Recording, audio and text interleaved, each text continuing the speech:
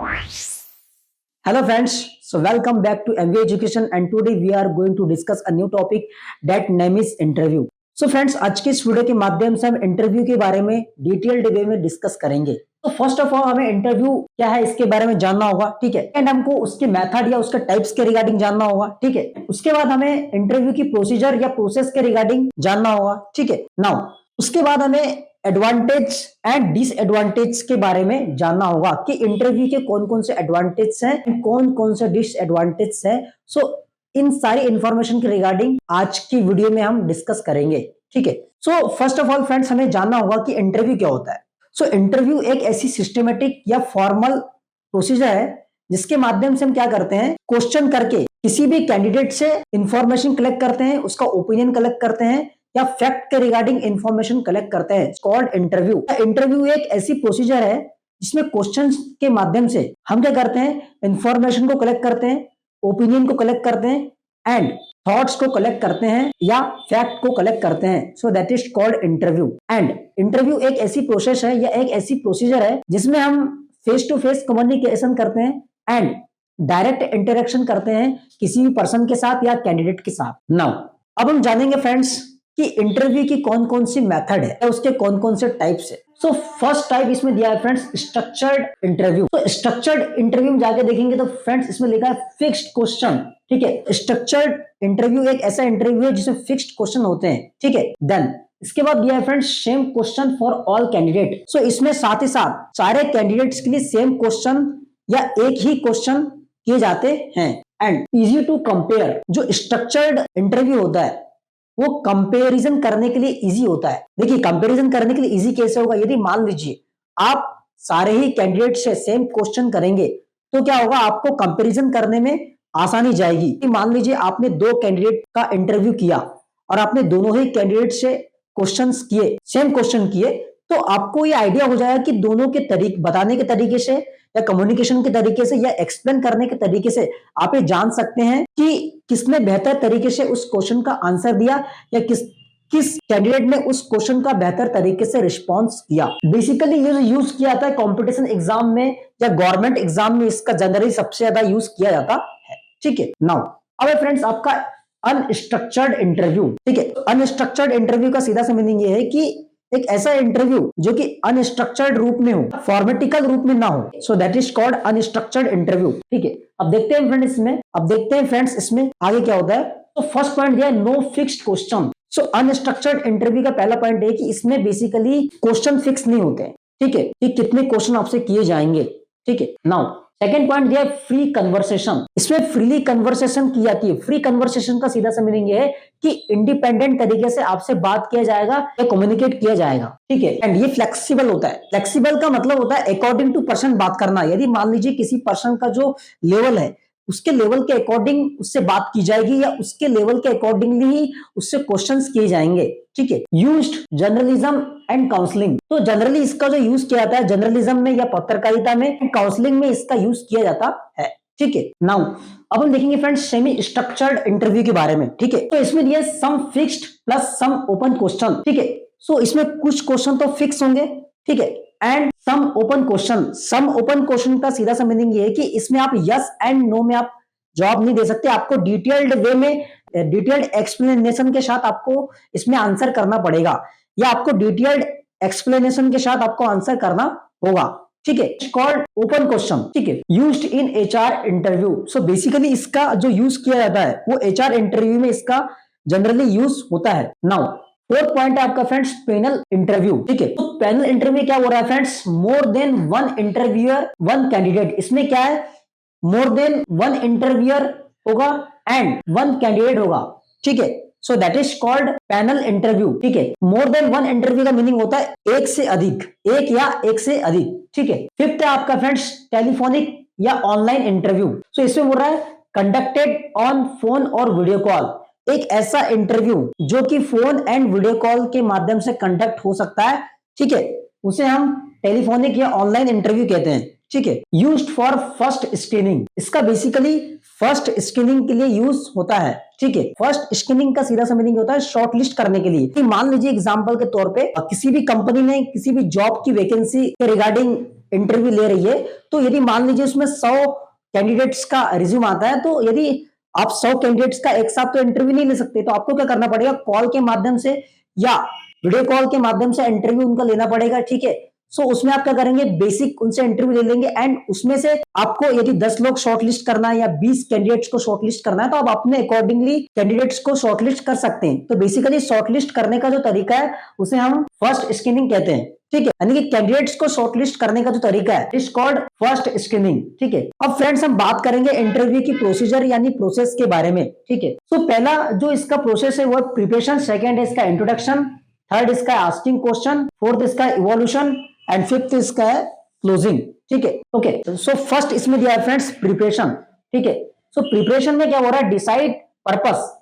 So preparation में क्या होता है, आपको इंटरव्यू का पर्पस या रीजन डिसाइड करना होता है या ऑब्जेक्टिव डिसाइड करना होता है। ठीक है, आप किस पर्पस के लिए इंटरव्यू कर रहे हैं, यानी मान लीजिए यदि आप साइट इंजीनियर के लिए या सुपरवाइजर के लिए किसी भी डेजिग्नेशन के लिए आप इंटरव्यू ले रहे हैं, तो आपको पता होना चाहिए कि आपका डेजिग्नेशन क्या है और किस पद के लिए आप इंटरव्यू ले रहे हैं या किस पद के लिए आप क्वेश्चन कर रहे हैं। तो ये आपको इन्फॉर्म होना चाहिए पहले से ऑलरेडी, यानी कि आपका ऑब्जेक्टिव क्लियर होना चाहिए। ठीक है, सेकंड बोल रहा है प्रिपेयर क्वेश्चंस। आपको पहले क्वेश्चन प्रिपेयर करना होता है एंड रेडी करना होता है। ठीक है, सो इंटरव्यू के पहले ही आपको क्वेश्चन रेडी करने हैं एंड प्रिपेयर करने हैं।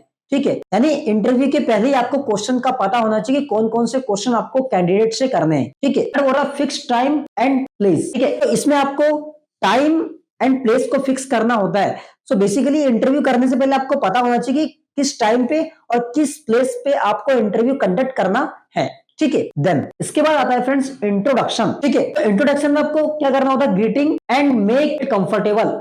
आपको पहले तो जो कैंडिडेट आपके पास आएगा उसको ग्रीटिंग देनी है एंड उसको कंफर्टेबल फील कराना है। ठीक है, देन थर्ड है फ्रेंड्स आस्किंग क्वेश्चन। ठीक है, सो आस्किंग क्वेश्चन में क्या हो रहा है, आस्किंग रिलेवेंट क्वेश्चन। ठीक है, आपको जिस डेजिग्नेशन के लिए आप इंटरव्यू ले रहे हैं या जिस पद के लिए आप इंटरव्यू ले रहे हैं उससे रिलेटेड ही आपको क्वेश्चन करने हैं या उससे संबंधित ही आपको क्वेश्चंस करने हैं। ठीक है, देन इसके बाद आता है फ्रेंड्स इवोल्यूशन। ठीक है, इवोल्यूशन में क्या करना है, जज answer, check skills and confidence. तो आपको उनके आंसर्स को जज करना है एंड सेकंड बोल रहा है चेक स्किल्स एंड कॉन्फिडेंस। आपको उनकी स्किल्स को एंड कॉन्फिडेंस को जज करना है। ठीक है, इवोल्यूशन का सीधा सा मीनिंग ये होता है फ्रेंड्स, किसी भी कैंडिडेट का असेसमेंट करना या आकलन करना कि उसका कॉन्फिडेंस कैसा है, किस तरीके से बात कर रहा है, कैसी उसकी पर्सनैलिटी है। ठीक है, और किस तरीके से वो आंसर कर रहा है। ठीक है, ओवरऑल उसके कम्युनिकेशन को जांचना, परखना या ऑब्जर्वेशन करना। ठीक है, so that is called it. Now last point है फ्रेंड्स इसमें क्लोजिंग।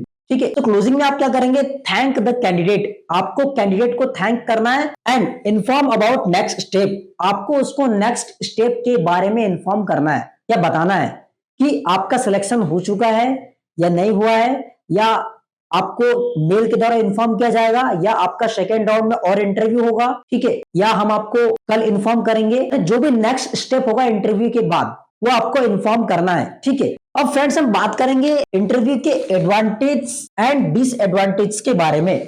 ठीक है, तो पहला इसमें एडवांटेज दिया है फ्रेंड्स डायरेक्ट इंटरेक्शन। ठीक है, सो डायरेक्ट इंटरेक्शन का मतलब क्या है, देखिए डायरेक्ट इंटरेक्शन का मतलब होता है फेस टू फेस कम्युनिकेशन या फेस टू फेस बातचीत। तो इसका सबसे पहला और सबसे बेस्ट एडवांटेज ये है कि इसमें डायरेक्टली आप कम्युनिकेट करते हो या डायरेक्टली इंटरेक्ट करते हो किसी भी कैंडिडेट के साथ या किसी भी पर्सन के साथ। तो उससे एडवांटेज क्या होता है, आप उसकी पर्सनैलिटी को या उसके बिहेवियर को डायरेक्टली आप जज कर सकते हैं एंड देख सकते हैं कि किस टाइप का उसका बिहेवियर है, कैसा उसका नॉलेज है या कैसी उसकी स्किल है। तो आप डायरेक्टली समझ सकते हैं, उसका इवोल्यूशन कर सकते हैं, असेसमेंट कर सकते हैं कि कैसा कैंडिडेट है।